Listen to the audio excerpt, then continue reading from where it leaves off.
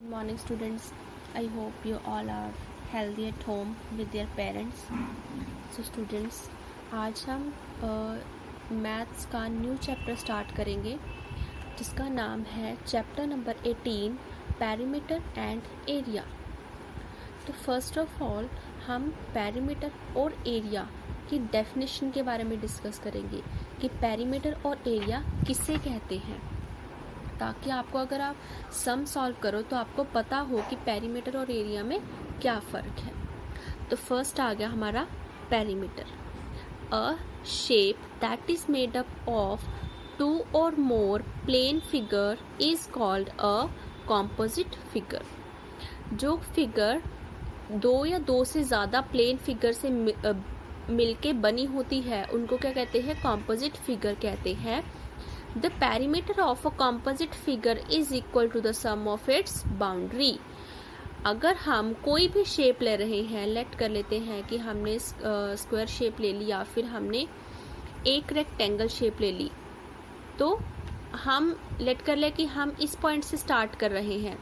इस पॉइंट से मैं चलना स्टार्ट कर रही हूँ, मैं चल के यहाँ पहुँच के यहाँ पहुँच के और यहाँ पे पहुँच गई, वापस उसी पॉइंट पे पहुँचेगी जहाँ से मैंने चलना स्टार्ट किया था। तो अब मुझे कैसे पता चलेगा कि मैंने कितने डिस्टेंस मैंने ट्रैवल किया, कितने डिस्टेंस मैं चली हूँ। तो मैं क्या करूँगी, मैं जितने डिस्टेंस पे चली हूँ मैं उस बाउंड्री पे, ये क्या आ गई, किसी शेप की बाउंड्री आ गई, तो उस बाउंड्री को मैं काउंट करती जाऊँगी, उसको एड अप करती जाऊँगी। जैसे मैं इस साइड चली तो इस साइड को मैंने ए लेट कर लिया, ये क्या आ गया बी, ये सी और ये डी। ये साइड की लेंथ आ गई ए, तो मैं क्या करूँगी, ए प्लस, फिर मैं यहाँ पे गई थी प्लस बी प्लस फिर सी एंड प्लस डी। तो ए बी सी और डी, तो ये क्या आ गया मेरे पास, पेरीमीटर। ठीक, मीन्स कि मैं इतना डिस्टेंस ट्रेवल कर चुकी हूँ। तो पेरीमीटर की डेफिनेशन क्या आ गई, sum of all boundaries of a shape. तो हमने सम करना है बाउंड्रीज का, जो बाउंड्री है किसी शेप की उसका मैंने क्या करना है, सम करना है। तो यहाँ पे भी मैं क्या करूँगी, तो इसकी भी बाउंड्री ये वाली आ गई, तो इस बाउंड्री के सम को, इस बाउंड्री की लेंथ को क्या कहते हैं, पेरीमीटर। अब सेकंड आ गया हमारा एरिया। एंड एरिया क्या होता है, एरिया में आ गया, ये हमने अभी बात की थी बाउंड्री की, तो जो बाउंड्री का सम आता है वो क्या आता है, पेरीमीटर। और किसी शेप के अंदर एनक्लोज्ड एरिया, एनक्लोज जो उसका सरफेस होता है, ठीक है, इस शेप के अंदर कितना सरफेस बंद है, कितनी जगह उसने कवर की हुई है, ये सारी जगह के आगे उसका एरिया। ठीक, अब ये आ गया इसका एरिया, ठीक है ना, स्क्वायर का। अब रेक्टेंगल का एरिया कौन सा देखेंगे हम, जो इसके अंदर आएगा, रेक्टेंगल के अंदर जो भी सरफेस कवर हुआ है वो क्या आ गया, इसका एरिया आ गया। ठीक, अभी पेरीमीटर और एरिया की डेफिनेशन आई होप कि आप सब समझ गए होंगे। तो बेटा नेक्स्ट हमारी जो आ गई है perimeter and area of a square. अब हमारे पास कुछ फॉर्मूलाज आ गए हैं जो आपको लर्न करने पड़ेंगे अच्छी तरह से, ताकि आप इसे आगे जो सम हमने सॉल्व करने हैं उसमें ये यूज होंगे, तो आपको अच्छी तरह से ये आने चाहिए। ये जो फॉर्मूला है आपने पेरीमीटर और एरिया ऑफ अ स्क्वायर, ये आपने मतलब छोटी क्लासेस में ही पढ़ा हुआ है, 5th 6th स्टैंडर्ड में ही आप पढ़ के आ चुके हो। तो स्क्वायर शेप कौन सी होती है, जिसकी चारों साइड्स क्या हैं, इक्वल होती हैं, उसको हम क्या कहते हैं, स्क्वायर।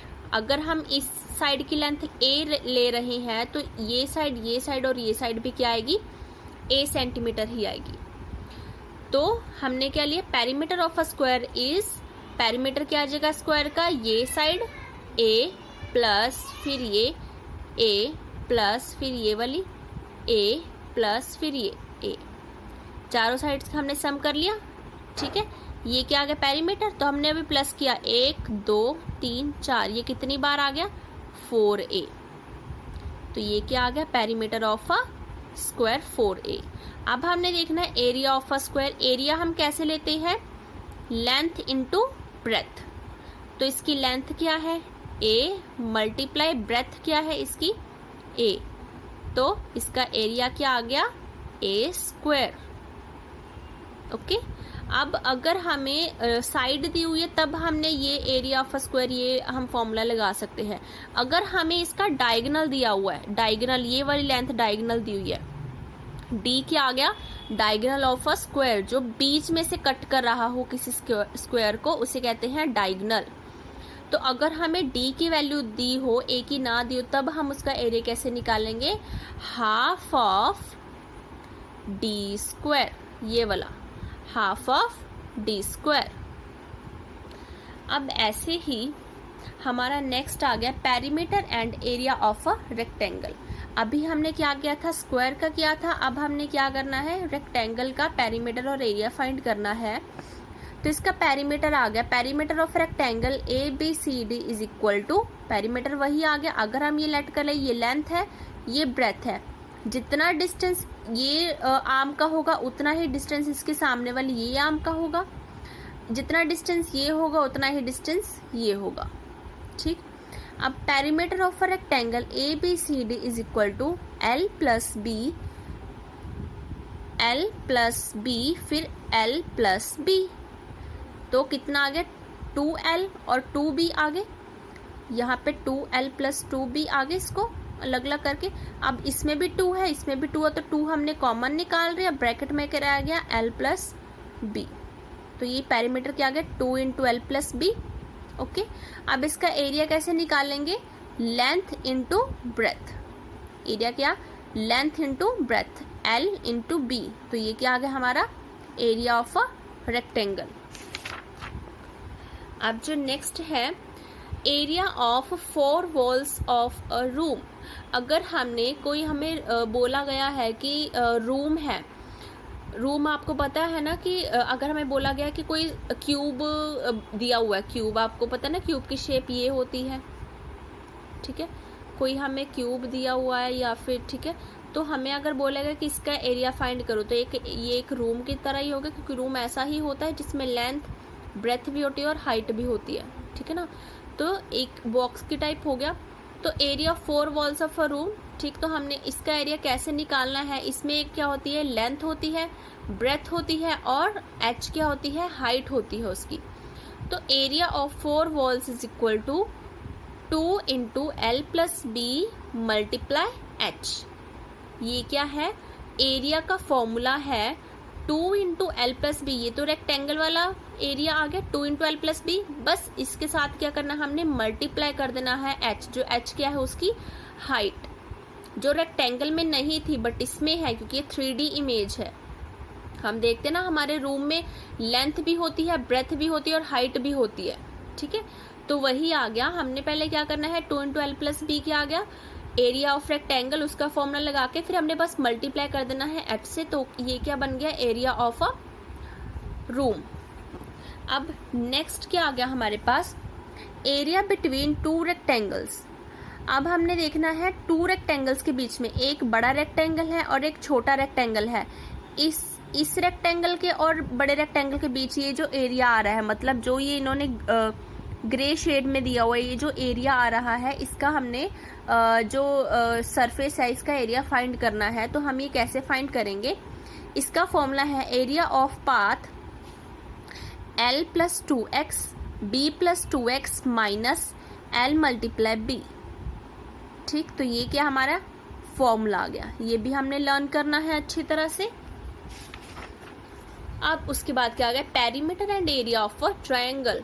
अब हमने ट्रायंगल का पेरीमीटर एंड एरिया फाइंड करना है, तो पेरीमीटर ऑफ ट्रायंगल क्या है, sum of the sides of sum of length of its sides, तो हमने तीनों जो उसकी साइड है उसका हमने सम कर लेना, a प्लस बी प्लस सी, वो क्या आ गया हमारा पेरीमीटर आ गया।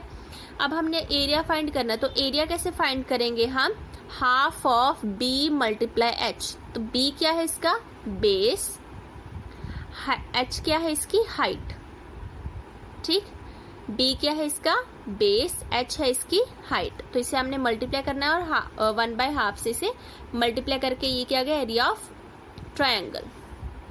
सो स्टूडेंट्स, आई होप कि आपने इंट्रोडक्शन इसकी अच्छी तरह से समझ लिया, आपने पहले इसके फॉर्मूले अच्छी तरह से लर्न करने हैं ताकि समझ के लर्न करने हैं और इसे कॉपी पे भी लिखना है।